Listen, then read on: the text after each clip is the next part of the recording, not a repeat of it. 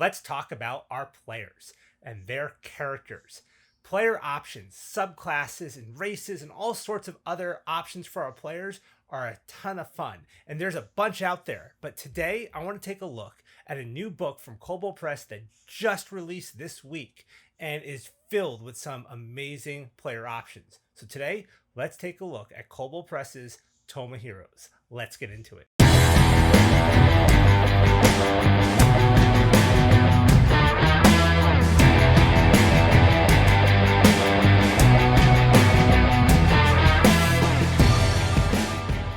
Hello everybody, I'm Joe and this is the DM Toolbox, your go-to place to get all the tools you need to enhance your D&D games. Before we get started today, I want to throw a quick shout out and congratulations to the winner of our Spectacular Settlements giveaway. Now I'm recording this video before the drawing, but by the time this video reaches you guys, we will have already done the drawing. So I don't know who won yet, but you will, and congratulations to our winner. Also, as always, please make sure you're following me over on Twitter at Toolbox_DM and on TikTok at DM Toolbox so you can get updates and other short videos and all sorts of cool stuff from me. Last but not least, we did that giveaway, which is a ton of fun and really great, and I really am hoping to do more in the future. So if you like my channel, you like the giveaway, you like what I'm doing here, please make sure you're subscribed to the channel, hit the like button on this video. It helps me out, and as we grow, I can bring you more content and hopefully some more giveaways. All right, let's get into our topic at hand today. Player options, and mainly Tome of Heroes from Kobold Press. Now, this book was kickstarted, I want to say it was earlier in, no, it was last year, and I did a couple of videos on it when it was first coming out, trying to get all the nitty-gritty details on it. But it's out now. It shipped. So if you're a backer of this book, you may have already received it, or it will be coming to you very, very soon. The PDF's not quite out yet. They're expecting that to be out hopefully any day. Somebody told me they got an email notification for it already. I haven't seen mine yet, but Kobold Press did say that in July they expect the PDFs to be out. So there's also VTT versions of it coming out for, I know, Foundry, and I'm sure Roll20 and Fantasy Grounds, and what's the other one? Shard as well. So they should all be coming out really soon. I got to kind of get a little peek at the Foundry one. It looks really good. So definitely check all that out. So what does this book have in it? Well, quite a bit, actually. This thing is packed with over 70 new subclasses, over 20 new races and subraces, over a dozen new backgrounds, a whole bunch of new equipment, new schools of magic, over 50 new spells, and all sorts of other optional rules like weapon options, and one of my favorite things in here that we'll look at today, downtime activities. So let's dig in.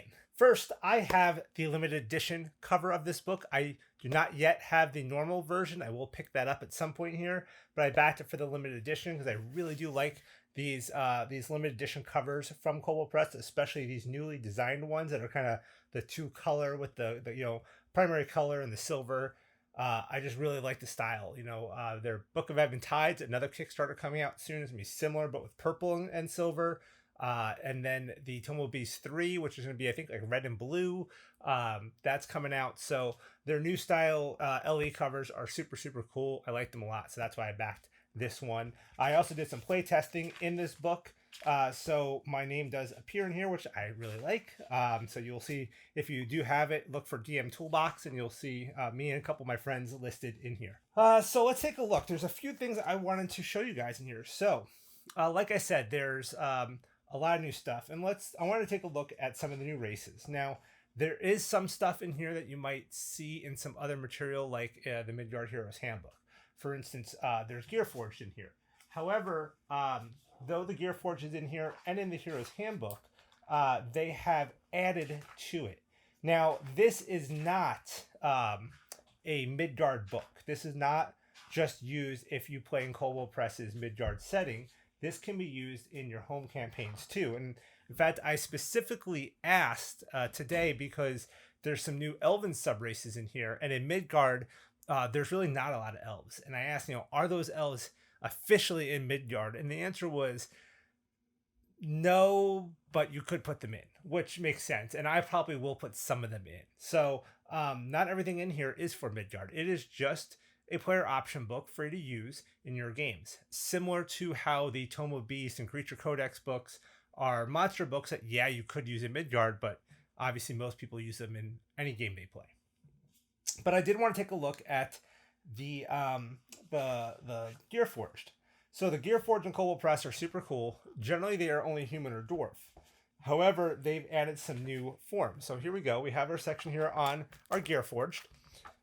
And then we have, components. So it talks about different parts that the Gear Forged have. They have Gear Forged names. It talks about it. But then we get into this section here that says race chassis. So the race chassis, they talk about some of the other races, or each race really, that can be a Gear Forged. So they do have a dwarf chassis and they have a human chassis. But they also have gnome chassis, which makes sense. Gnomes are generally tinkerers, so why wouldn't they be Gear Forged? And my favorite, the Kobold chassis, a Kobold Gear Forged.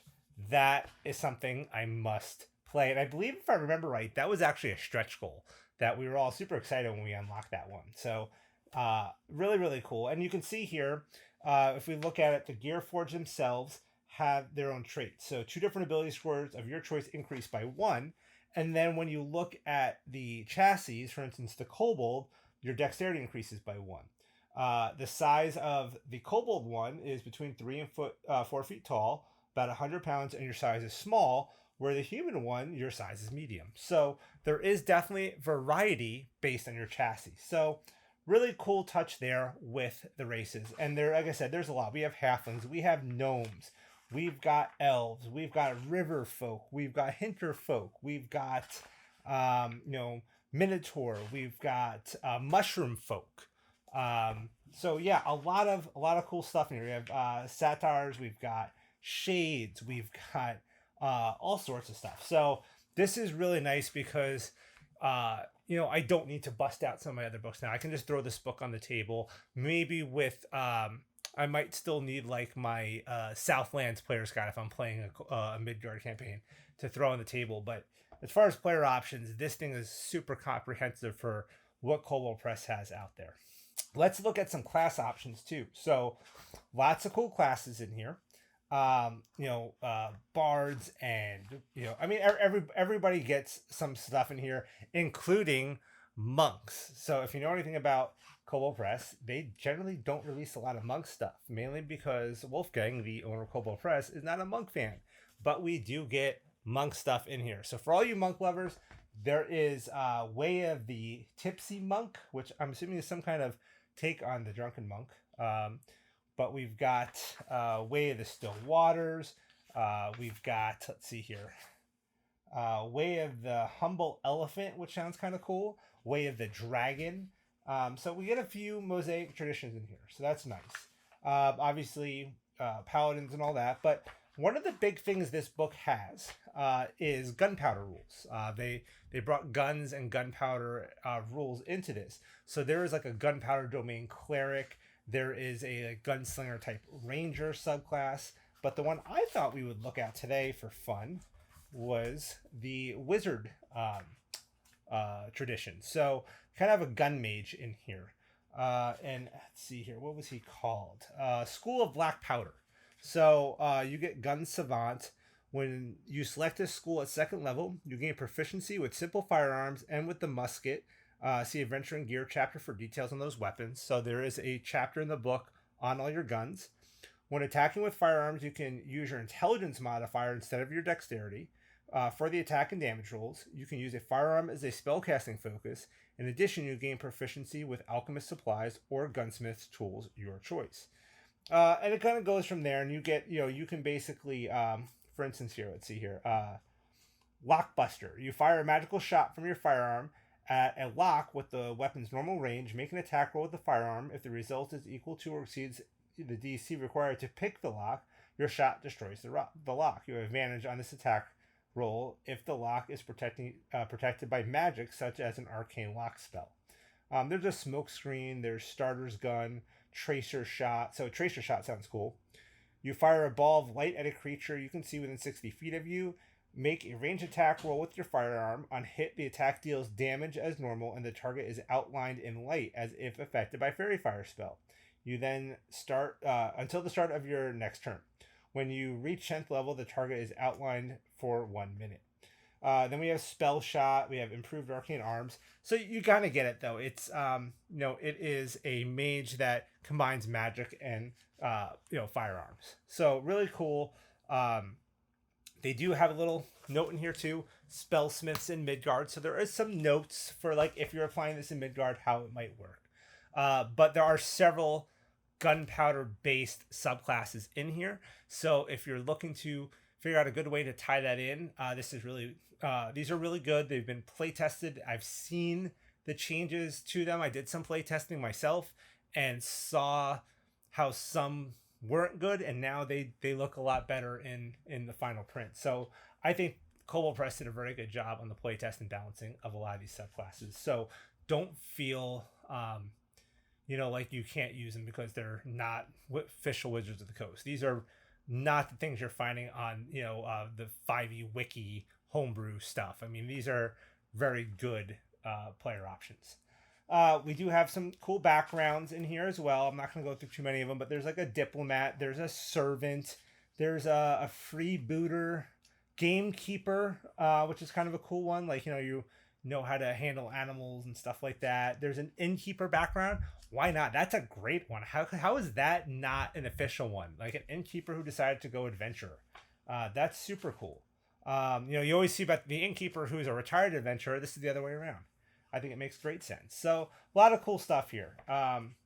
Moving on, the adventuring gear, we have a whole gunpowder section here. So we've got, some armor here, and then we get into our firearms, our muskets, our blunderbusses, all sorts of cool stuff, and other weapons too. I mean, it's not just guns. There's lots of new weapons and axes.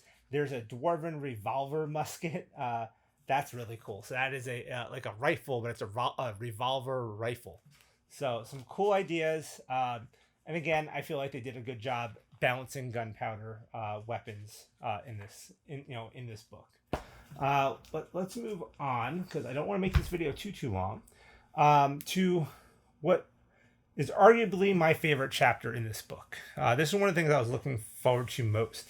If you go back and look at, I want to say it was the second video I did for this channel, where I covered the Midgard World book.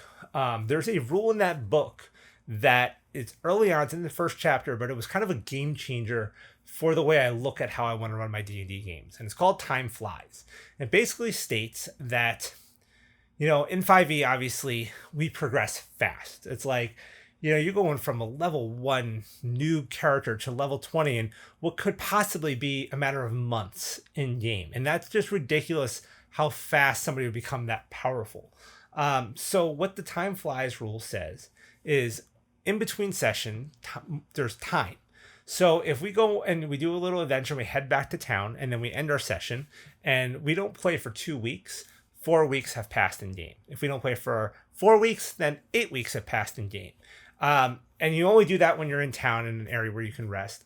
And if you're like out in the middle of the dungeon and you have a couple sessions, you bank all that time. So if we're in the middle of a dungeon and we don't play for a week, 2 weeks will have passed, but not until we get back to town. So if we have 3-4 sessions, maybe we banked, 12 weeks worth of quote unquote downtime. Once we get back to town, that 12 weeks takes place during our next downtime session.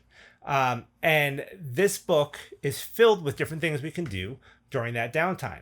So that Time Flies rule makes it so that rather than becoming a level 20 character in a matter of months, it's more spread out over the course of years in game, or, even a lifetime in game, which, it feels a little, I don't want to use the word realistic because it's a fantasy game, but it feels more appropriate, I guess. But it also allows your players to do tons of cool, fun stuff during downtime. So some of the downtime activities in this book are really cool. I like how they did this.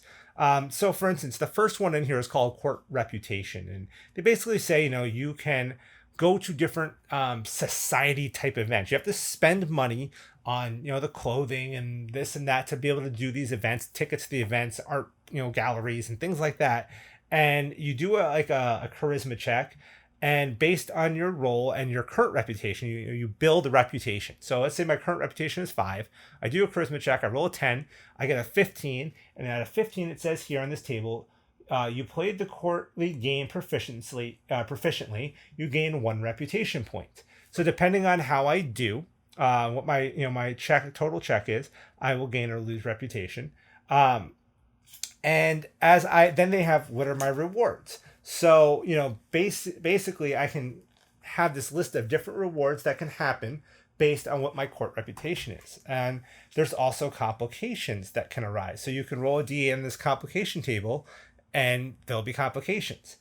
And every single one of these downtime things, whether we got one here, crafting a masterpiece or creating preserves, which is like taking food, maybe you went hunting, you get meat, you turn it into rations. Or you take some plants you found and you preserve them and get them ready for use or to resell or whatever.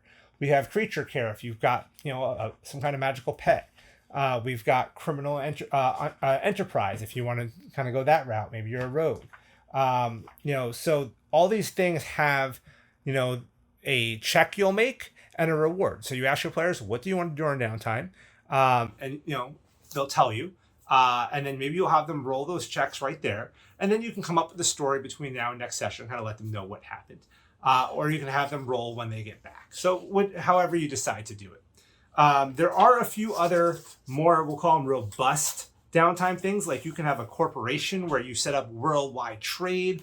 You can have a manor house or a castle or something like that has upkeep and things that you have to do with it. So there's a lot of really cool stuff. And like with the trade, for instance, you have these different types of trade zones right here. And then you have like a sheet that they kind of give you, like this template here that you can use to keep track of everything. And then they have all these prices and markets depending on what you're doing that'll decide profits. So again, and this is downtime. So there's a roll or something like that, and the player tells you what they're going to have to do. Maybe you as the DM in downtime, you can roll, do all this math. So it's not taking up time at the table. You just kind of write down, and then you tell them when they get back, here's how it went. This is what happened during your downtime. So yeah, it's kind of cool because it's like they get to decide to do stuff that would be fun for character building or story building, making money, creating items, whatever that is, but you don't have to do it at the table and eat up valuable game time. So yeah, a lot of cool stuff. I think there was one other thing. Well, there's all the new spells in the back. There's the weapon options. Group themes. So that was the other thing I wanted to show you guys, was these group themes. So this was something I saw in here today that I thought was really cool. So it's a way of tying the party together, right? Of course, we can start in a tavern, or we all know each other since childhood or whatever, right? There's a lot of ways. But the idea of this is that everybody has this kind of common thing that's going to not only tie them together, but be kind of the story hook. So whether that's they're in prison together, or they're all trying to get home. They find themselves in some strange land and they're all trying to get home. So they have a few ideas here and these different hooks that will tie in with those and things like that. So this was a really cool, it's only a couple pages long, but a really cool section of the book and could be a very fun way to start off new adventures. We do have some new weapon options. If you're familiar with the Midgard Heroes Handbook, there are the weapon options in there, and there's basically just a bunch of new ones in here. So rather than just attacking with your weapon, you can do a pinning shot, or you can do a hamstring, or you can do a disarm, or you can do a bash. So different things here that allow you to use, depending on your weapon, to just have a little more variety, a little more fun with your weapons and your combats. And then obviously we've got some new magics and things like that, kind of expanding on, let's say, like the Deep Magic book. With some new spells. We've got Draconic Rune Casting. We've got a couple other things in here. How to replicate spells, spell casting focuses, and then a whole bunch of new spells. So a lot of cool stuff in this book. Very, very impressed with this book from Kobold Press. This was very high on my can't wait to get it list, and I'm so happy with the final result. So very well done, Kobold Press. Highly recommend you guys check this out. I will put a link in the description to the Kobold Press site where you can pick this book up. It might still be on pre-order you know, as of like right now, as the recording of this video, but I'm sure over the next couple of weeks, it's going to just, you know, be there available for sale. Don't know if you'll be able to get any LE copies still, but definitely the regular copy will be there. The PDF will be there. So pick up Tome of Heroes. I'm loving this book. Hopefully, I'm going to get to see some of this stuff in use in my new game that's starting very soon. So I'm really excited. Let me know in the comments below what you guys think about this book. What do you think about the options? Do you like third-party options? And, you know, do you plan on to use some of this stuff in this book? Because I'm definitely really excited about it. That's it for now, guys. And until next time, roll those dice.